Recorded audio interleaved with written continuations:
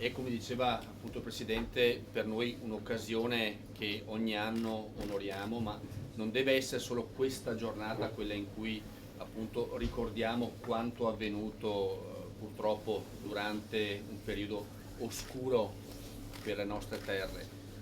Dobbiamo far sì che quello che diciamo oggi non venga dimenticato fra un'ora o domani, ma che sia invece un'attività e anche un modo di rapportarci con situazioni come questa continuativo.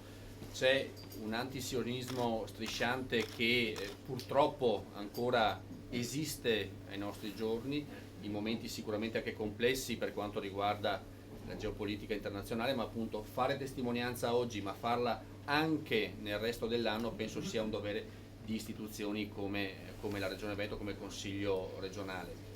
E invece facevo prima i complimenti al Presidente appunto anche per l'attività che stanno facendo per ricordare i 500 anni dell'esistenza del ghetto a Venezia, che ha anche rilevanza su stampa internazionale. E ricordo anche che facemmo assieme una mostra a Bruxelles un anno e mezzo fa ormai, perché appunto è un momento importante anche per far capire la ricchezza e quanto ha fatto la comunità ebraica appunto nel nostro territorio per 5 secoli in maniera continuativa. Quindi veramente complimenti per l'attività che state facendo.